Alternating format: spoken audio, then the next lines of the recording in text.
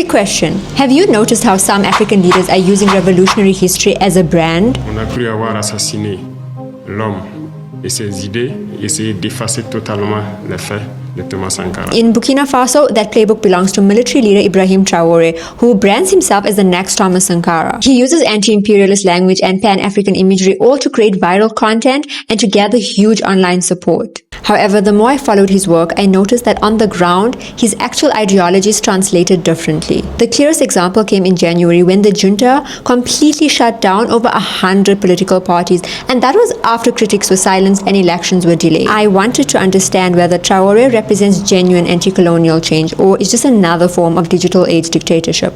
So I spoke to coup expert Dr. Salah Ben Hamou. So it's pretty evident that Traoré is borrowing from Sankara, at least at the level of symbolism. But substantively, if we think about it, the comparison is pretty mixed. Officially, the government has described these actions as a way of fixing a broken system and have argued that a huge opposition caused chaos and corruption.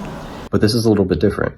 This means that there are going to be fewer institutional channels for opposition, fewer organized intermediaries between the state and society, and this transition is starting to look more like a bridge into a new regime rather than a bridge back to democracy.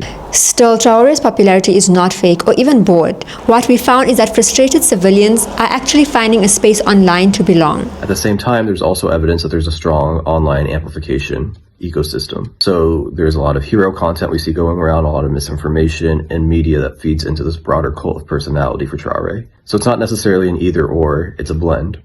You have genuine grievances, and you also have digital propaganda that feed into each other. This pan-African branding is spreading across the region, with countries forming their own blocs and creating new alliances. This is seen in Burkina Faso, Mali, and Niger, who have all turned away from France and Western powers and have instead turned towards Russia. And now, the US is also taking an approach towards these countries where they are putting security and critical minerals ahead of democracy. And it's also important to note that anti-imperialism has often coexisted with the suppression of freedoms and repression more generally. If anything, anti-imperialism is often used as a legitimating umbrella, which reframes repression as for the good of national security or the good of national unity. So this contradiction is real. There's this sovereignty discourse that can be empowering internationally, but domestically what it's actually doing is shrinking citizens' political choices. So we could say that Traoré's rise shows how social media can sell a revolution that may only be happening on your feed.